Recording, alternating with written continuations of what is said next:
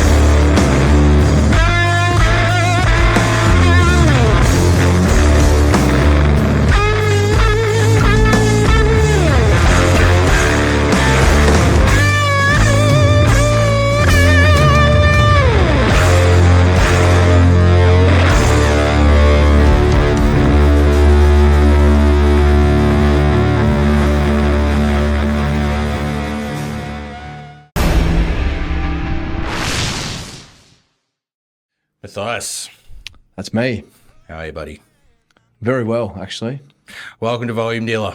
It's a pleasure, man. It's been keeping a close eye on the old volume dealer since you started, man. It's definitely a credit to you, man. It's something well needed, I think, in this town. Thanks, man. That means a lot. That means a lot. And I got to sort of start this off by saying, yeah, when I first came up with this idea, it was you guys were like number one on my bucket list of bands that, you know, one day I'll get to do, and today's the day. So Yeah, absolutely, man. Pleasure. And that was some intense gear, dude. That was intense. Yeah, it's been an intense couple of days. Yeah, for sure. I mean, if I'm feeling it, I can only imagine what you're sort of feeling right now. Yeah, man. That's the thing, you know. It's a bit of an end of an era for us. I guess the truth of the matter is that you know, today it was Michael's last performance with us. So you know, it was our last show Friday, but today was the, you know, there is that sort of looming thing of like, you know, whether we'll share the stage again or not. Wow. It's hard to know. Yeah. I think that we probably will at some point. I reckon you will, mate. You know, I don't think we'll be able to stay away from each other too long, even if it's, you know, by the time his little ones are, you know, well and truly well behaved enough just to be with mum for a bit, you know, then we'll see. But yeah, 14 years we've been playing together, so it's most of all of our adult lives, all of our finest years, so to speak, you know, all of our. Yeah, dude. You know, all of our years that hangovers weren't so bad. Maybe we could, you know. Yeah, mate. Well, I mean, I've been going to see you guys for a long time, man. I mean, the first time I saw you guys was in Yarraville, actually. You were playing with the Black Sabbath tribute band at the I think it was Yarraville Club or wherever it was. Yeah, one of James Young's places, and you were the opening band. And I'd heard about you prior to that. A friend of mine had sort of introduced me, and I heard some stuff on the radio. I was like, "Fuck, this is awesome!" But that was the first time I actually saw you, and was blown away from the get go. Yeah, that's there's a funny story about that night. I actually woke up a day or two before that with something known as a wry neck. Right, you know, where the tendons in the back of your neck, like, because we've been playing a heap of shows. Yep. And it was this side where my strap sits, and I had this bad habit of like just whipping the neck of the guitar down. And I woke up one day, and which way was it? Yeah, it had pulled, and my head was stuck. And I had to go to the doctor, and the only thing he was like, "Oh mate, this is the only thing I can do for you." He gave me a bottle of Valiums. Nice. So that night, I had a few of those to get up there, and it loosened it up enough for me to play, and then woke up the next day and it was 10 times worse. But that was that show. No shit. You know, it was stiff as a board. I was. Unreal, man. Yeah, so, well, I was sold from the get go. No, that's cool, man. That was very early days. That one, I think it was maybe 2013. Yep, probably would have been. Yep. I think that Sabbath show coincided with Sabbath coming out. I think. Yes, I believe it was so. Like that 13 record, which I love, by the way. Yeah, it was wicked. I don't care what anyone says. I reckon that record's fantastic. Damn right, man. I agree. Love it. Yeah, so, fuck, man, I got a million questions, but where do we start? I mean, I'm curious to know, for a start, sort of when you started playing guitar, like when music got you by the balls. I guess I started a bit later than I guess most people would probably think. Yeah. I didn't really start playing guitar seriously until I was 17. Wow. So, which was, you know, because sport was a pretty big part of my life. You know, like footy family, and then went into athletics and like running, track running. Yeah. And then about 17 or so, it was really strange because I was like, well, what causes me to be able to run well? And it was riffs, it was tunes. Awesome. Like it was like having, you know, I'd have to have like, you know, back then it was, you know, I'd be listening to, you know, like Rust in Peace. Nice. Like Megadeth. Fuck yeah, man. So was I. You know, like, so that was... Seminal record. Oh, yeah, there'd be that. And then, you know, there was, you You know, when I needed a bit more aggro, a bit of Pantera. Then there man. was Good pedigree. Yeah, well, that's it. I mean, obviously, that was metal was my running music. Yep. And then I just sort of, I guess by default, ended up with a guitar in my hands because I was like, oh, it's just not enough to listen to it. Yeah. And it's not enough to be galloping in my head while I was literally galloping around a track. So did you learn by ear, by playing Pretty along much, the songs? yeah. Like a bit of tab stuff, Yep. but Tab was god awful back then, right? yeah, it was rough because we're talking we're talking like 2002 or 3 maybe. Yep. Yeah, it's 03. Yep. So, you'd have to print them off. You have your plastic folder with all the things in there, and the people that were doing them, I've come to realise had no idea. Oh yes. Like there was some songs I'm like, that's not like 6. That's not it. Yeah. And then, but what it did was it actually forced me to start figuring things out myself. Yeah. Do you remember the first riff that you learned? I reckon it was highly likely that it was Dirty Deeds.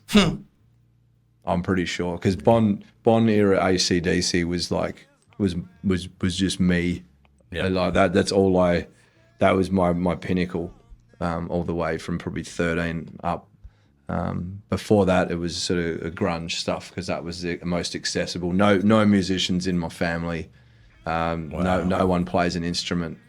No one sings. Yeah. No one even dances. Yeah. So I don't know whether I was left on the doorstep. Typical black sheep syndrome. But Yeah, it's the same with me and my brother. You know? It's no one really in our family that but that's it. plays music.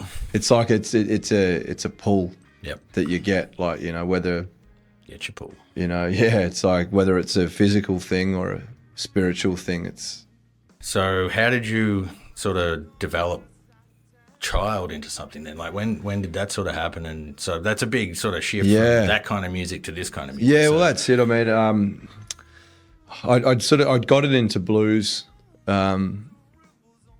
sort of 15, 16. It was pretty much as soon as I found Hendrix, maybe 14, 15, Yep. and then Red House, and then Rabbit Hole. Yep. I was just like, this is different. This is something. And that was something that I'd always listened to that on the way to training or way to school or whatever it was, because in Adelaide you could drive to school when you're in like year 10. So you grew up in Adelaide. Yeah, no, so that's probably a good point. Is I grew up in Adelaide and yeah, so literally I finished high school and it wasn't long before I'd quit the running thing and I just all I wanted to do was play. I just wanted to be in a band. Yep. That it wasn't having it the way it turned out wasn't something. It was just like just to be able to play a song to people. I was like, whoa. So that's what I focused on. And so I started playing guitar at 17. By 20, I'd played my first show. So within the 3 years or so. And by the time I was 24, I was living in Melbourne. And I was on the doorstep of starting child. Unreal, man. It was pretty quick. When I look back at it, that seems like ages, but it actually was a really quick Yep. boom, boom, boom sort of situation. And I moved to Melbourne in, I think it was started 2011. Child were playing shows within a year of me being here. So how'd you meet Michael? My band in Adelaide was a 3-piece, like pretty hectic psych band. Yeah. Our favourite stuff was, like things like Aphex Twin and Square Awesome. Pusher, Oh, shit. and Massive Attack. Yet I was a rock guitar player, so I was playing rock guitar over, Wow. 2 guys that ended up becoming techno producers. Yeah, right. And lots of effects and Dude. lots of all that stuff. So we opened for this band called Redcoats, and who Rhys, the bass player in Child, he played in that band. That's when I met him. They came to Adelaide. My band Two Sons opened up for him. Yep.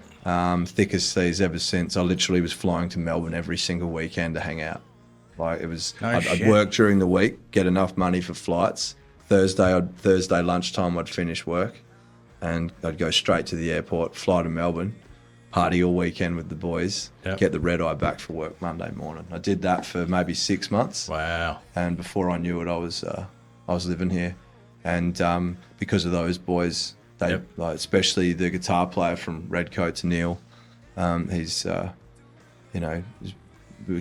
became one of the best friends I've ever had. Sort of situations like very quickly, and he was like, "Oh no, man, it's all right. I know some cats."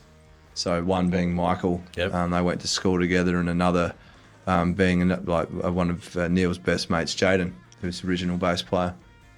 And we were pretty much. Actually, I think Neil might have played bass for us in the first jam I had with Michael. I had shit. some riffs and Yep. whatever, and he was like, "I'll come play bass." And it was after the Redcoats had sold out Northcote Social Club the night before, so we were all dusty as. And that was the first child jam at Bakehouse. Awesome. And I just remember it like it should have been harsh Yep. with the hangover, but it was. Mate. It was as soon as Michael started playing, and I was like, we were like, yeah, this is a thing. This is totally a thing. We've got to, Oh, it's a thing, all right. so, and 14 So years later. So did the style of the band sort of just happen organically? Like, because you've got a very unique, I would say, take on the blues, right? Yeah. Like, as far as I know, no one does it like you guys. So Yeah, that is a high likelihood. I think what I've told people in the past is like, it's the blues sung by fellas that grew up in the 90s. So everything was down-tuned and heavier as far as the world of rock music was concerned. So, we're playing at a step down, and there's part of the way that we have to express ourselves is the way that we learnt to express ourselves, which is with heavy music. Yep. So I think that was where the heaviness came. And I think there's also a different type of heavy in the world, a different type of blues to sing. Mm-hmm. It wasn't the worker man's blues. It was like, our future is screwed blues, kind of. What do we do? No wonder you guys resonate with me so much. Yeah, yeah. So Yeah, man. but that's that, I think. Yep. And I think there was also no rules when we started. We all said that. It was just like, if it's good, we play it. Yep. And if it doesn't have to be the blues. I mean, Hendrix was my number one man when it came down to turning the guitar into an instrument. Yeah. Like, that was something I wanted to do. Like, it wasn't a technical mission for me as a guitar player, even though I'm sure I could sit down in a room and nut out all this technical whiz bang stuff. But for me, it was to turn that guitar into an instrument. And I basically just learned everything that I needed throughout the journey, because then I wasn't having to carry too much baggage. Didn't have scales and modes and everything flowing through me. It kept it pure. Yep. It kept it self-taught and Check it. everything to do with it. I think focusing on tone as well was something that was very important. I felt that most individuals didn't really care enough about it. They thought that, if they had the money, they'd buy 50 pedals and off they go. But really, it's finding what works for your finger tone. Damn right. That's the first place to start. And a lot of guys don't even get to that point. They just buy 50 million amps and Yep. mimic. Yeah. Yep. So- I hear ya. I mean, even drum technique and style and groove and everything else, and in terms of equipment and gear, like, Michael's not using his drum kit because it got destroyed on Friday night. Yeah, You know what I mean? that's it. Yeah. It's a pretty beaten up piece of work, and I was kind of hoping I'd get to actually record it today, but just proof that, and it sounded amazing on Friday night, and that's because the guy playing the fucking thing is amazing, and the way he plays and the way he hits, and it's it's all in that. It's Absolutely. Yeah, that's it. It's it comes down to what you do with the stuff that you have, I guess. Yep. 100%. And I can't say that I agree with the she'll be right, you know, like sort of thing. It's Yep. like, you know, make sacrifices to get what you need. You know, like you know, the polishing a turd situation kind of doesn't work. You know, like I mean, you can do it these days. get the real stuff. Yeah. You know, like it's the way. Like, you know, Yeah. you know, that people go, oh, 10 grand's a lot of money to go and get yourself an amp. It's like, well, you know, people will just dump that onto a car That's right. easily. You know, Get what you pay for. it's part of it's your tools. What about if you're, you know, it's I'm pretty sure most of the tradesmen I know spend way more than what I've having music gear on their tools. Yep. You know, and they've got a 50 grand Hilux as well. You know, so you know when it weighs it up, it really isn't that bad.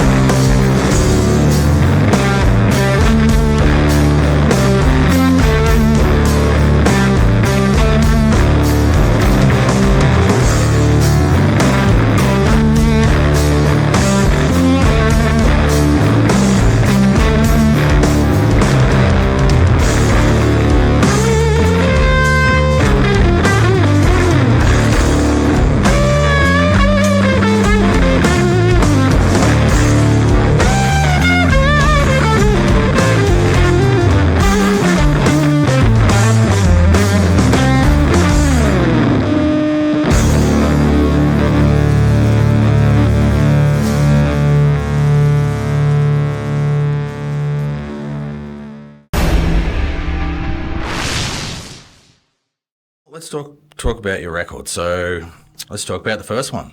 Yeah. How'd you record it and where? We recorded that at a secret location, studios in Fairfield. Right. With Paul Maybury, who I guess people might be familiar with his work with a band called Rocket Science. Yep. He was a lead guitar player, or the only guitar player, I believe, in Rocket Science. Yep. Set up a studio in a warehouse in Fairfield that I just absolutely adore. Has the best damn tape machine that, it's got to be the best one in the country. Wow. It's a gritty old Studer.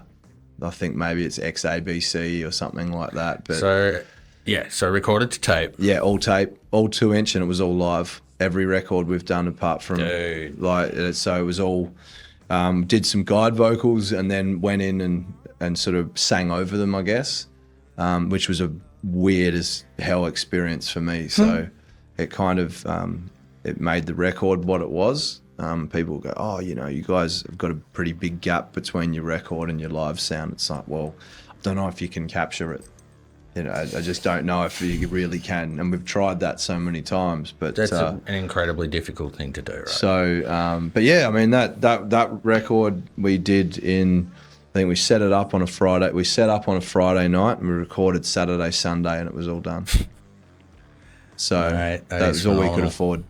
So, and that was it. Make do with what you got, right? Yeah, and then we put it up as soon as it was finished, and put up on Bandcamp, and then labels came knocking.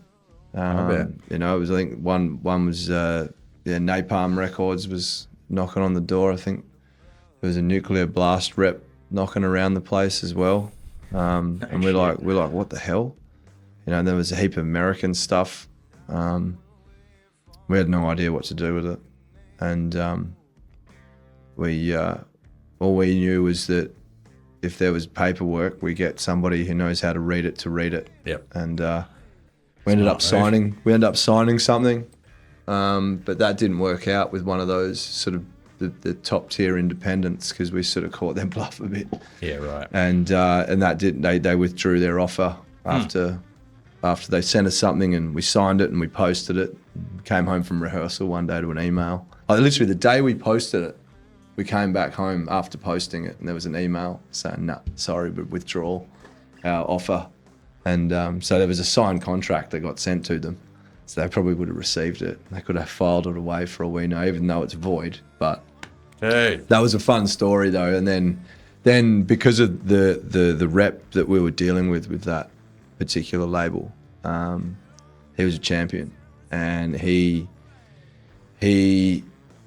got in touch with one of his mates. And that mate of his was a bloke by the name of Hans Kroger, who was one of the two, I guess, owner-operators of Cosmic Artifacts. And it was called Cosmic Artifacts by Location Records. And so they did a pressing deal for the first record, and did that.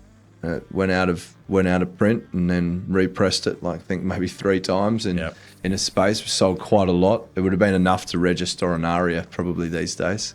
Awesome. But that vinyl wasn't included, and digital sales weren't included because it was overseas. It wasn't here. So, yeah, that was that. And within about a year of that coming out, I think we were on a Nightliner tour bus with 2 other bands going around Europe. So yet again, I look back and it's a quick sort of turnover. Yep. But that's the first record story, I guess. What about the cover? So is it the same artist for everyone? Yeah, it is. Apart from the EP that we did, which is it was just known as I. Yep. One I, same thing. But yeah, it's Nick Keller. He's just hit it out of the park. We got onto him through our very good mates Beast Wars. Right. So Beast Wars were having their records done by him, and we got pretty tight with those guys after playing, I think, a couple of Cherry Rocks, I think back in the day. And they're like, oh, you got to get onto our mate Nick. He works with Weta, who does the Lord of the Rings and whatever else, and we're like, oh yeah, sick. He'll look after you, man. We'll put a good word in. So that's what we did. Yep. And Nick's the way that we did it was we left it all in his hands.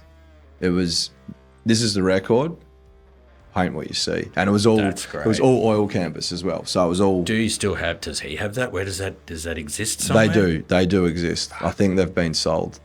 Like we tried to buy the first one, but it was, I think it was about 5K. So we were like, we can't afford that. We can't even eat. It's such a good picture, man. So, it just encapsulates, like you said, hearing that, it's just like, man, that is spot on, because it just it adds such a dimension to the music itself. Like you kind of put yourself in that world a little bit when you're listening to it. Like absolutely, you've been very very clever with these album covers and how they sort of reflect the music that's on the records itself.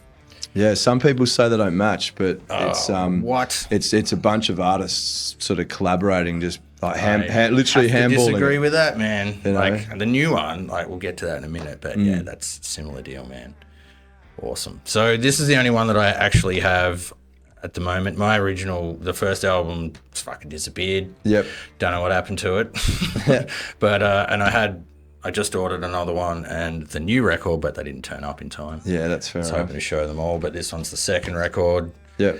Which, you know, it was definitely sort of a, I don't know if you call it a step up, but just, yeah, like it's just there's an added, I wouldn't even say it's a maturity, but there's just a little step up for this one. Like I love the first record, don't get me wrong, I love them all in their own way, but yeah, there's some mind-blowing moments on this one, man. I think one good way to put it is that essentially I was still under 10 years on a guitar. Yep. So I was still learning how to play, basically, as far as I'm concerned. Yep. And so there was naturally sort of that kind of progression. Yep. You know, and Jaden, our original bass player, he departed before we'd done the blues side stuff, and we got Danny Smith on bass, who he came from a bit of jazz training and stuff, and you know, he was a lover of the progressive musics and stuff. So he was fucking awesome, dude. Yeah, man. So he sort of helped elevate that a bit, and obviously opened up the capabilities for us a bit, I think, and that's sort of where Blue Side great, sort of evolved. I mean, that's where the bulk of me seeing you guys live was with him on bass, and yeah, I mean, me and my girlfriend, we bonded over you guys a bit. Like when I was first getting to know her, I was like, you know, sending music to each other, and you know, you guys were. When I sent that off, she's like, "Fuck yeah!" She's got incredibly good taste in music, so it's important. Oh, it is very important, man. She's got a phenomenal ear for quality music, so. That's great. Yeah, and then we were coming out and seeing those Arvo shows at the Cherry, which was fucking awesome. The matinees. Yeah, dude. Yeah, was so good.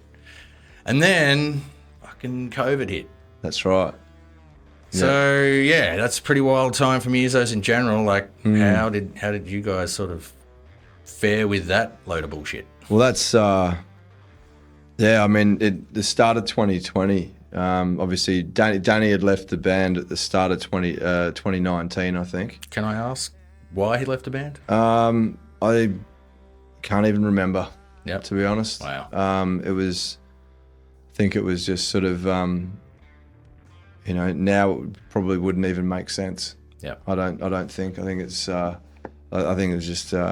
Maybe it wasn't 100% his thing. I know there was doubts in the beginning. I remember he said he wasn't 100% sure about the blues thing. Wow. And we're like, yeah, that's all right, bro. That's fine. You know, you come from prog and psych and stuff. You know, that's a whole different kettle of fish. And I think once he sort of started playing live with us, he was like, oh yeah, I think I'm in. You know? And then he went in, and then, you know, there's a few years. I think it was only 3 years or something like that. But and you know, we did 2 European tours together and played a heap of shows in Australia and had a great old time. Yeah. So You know, it's I think obviously, you know, like all musicians that leave bands, they've probably got something burning in the back of them that they want to get done too. So Is he playing any other bands? yeah, He was playing in other bands at the same time. yeah, he was playing in a band called Krakatoa, sort of like it's a more sort of progressive sort of vibe, I guess. I don't know. I wouldn't know how to explain them, to be honest. And he was playing in a band with his missus as well. Yeah, right. And then I think he's playing. He's got a metal band these days, or like Aardvark they're called. Oh, he's in Aardvark. Yeah. No shit. Yeah. So that's Wow. So that's that sort of vibe, and you know, it's Right. So yeah, that's what he's up to, I believe. And Yep. saw him on Friday. It was great because everybody that's pretty much ever been in Child Was he there? Yeah, so it was Danny, Jaden, Neil, Anthony. I think they were all standing together at one point. Dude, So it was. did not know that. So it's. I mean that's the beauty of I guess this band is everybody that's been in it knows each other because we've tried to keep it pretty close to home, and you know I still love every single one of them. You know, great. I've always, and it's been a real privilege for me in the sense that, like Michael, I've only ever played with my friends. Yep. Which is amazing. Yeah. Like I didn't never look at it back. I didn't look at it like that until recently. I was like, oh shit. And Rhys as well. Like I've known him for longer than I've known Michael. So That's wild. it's been, you know, I've got to play with my mates, man. That's more than I can say. I ever thought that I'd be able to do. Yeah. And you know, so. Awesome, man. So COVID. So how did you guys? Yeah, what happened with COVID. you So guys in that? that cooked it because start of 2020, did a full Australian tour with a band that we've played with every time they've been out here, being Uncle Acid and the Deadbeats. Yep. One of our favourites, and they've become friends of ours and stuff over the years. And we did that tour at the start of 2020, and literally a week. Within a week of that finishing, I think they flew to Japan or something like that, and they got sent on a plane back to England, and we got locked down. And I had all of the forms done for the German visa that they were offering at the time, which so I was going to fly over, set up, then the boys were going to follow me. So we were going to move. We were 100% set to move to Europe, and with the benefit of hindsight, I wish I'd gotten out of the country just before that happened. Yeah, man. Because I could have kept playing. Yeah. And instead I ended up having to dig graves at Box Hill Cemetery. Yeah, I was going to have a chat to you about that. Now, okay, so digging grave digger at that point in time, that would have been pretty goddamn interesting. Yeah, to say the least. That's it. One COVID case out of the hundreds that we dug. So I don't know. Anybody can do with what they want with that. But there you go. You know, if I turn up, if I disappear, you'll know why. Well, you know, there was a lot of interesting stuff coming out from that side of the spectrum of people. Yeah, heard a lot of stories. Yeah, but from people on that side of things. So. Yeah, that was grave digging, singing blues. You know, it all sort of fell. I mean, I think Rod Stewart was a grave digger before he joined the Faces. I think so. Yeah. You know, it's I've always loved Rod Stewart, especially his haircuts. Man, I used to have exactly the same ones back in the day. I had mullets before they were cool, everybody. His stuff with Jeff Beck, that Truth record's unbelievable, man. Unreal, man. I mean, Shapes of Things was the first one I heard, and I drove around Adelaide for a whole weekend trying to find a copy of it. Yep. And that was before I knew the internet existed to buy it. This would have been before I moved. Unreal. So probably like 2009 or something. I'm like just driving around in my combi trying to find a copy of Truth. Yep. End up finding an old boy that had a copy, and he was willing to part with it. I was talking to him at the pub, and he's like, look, I've got a copy of that, mate. I'm like, can I have it? And he's like, yeah, all right. So I got it for $25. Unreal. Great. Original pressing too. Fuck yeah.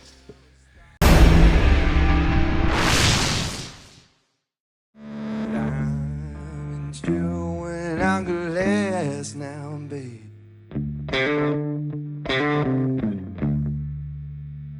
my drink is full of flies. Alright. I've been dusting bumping rims for so long. I got dust in my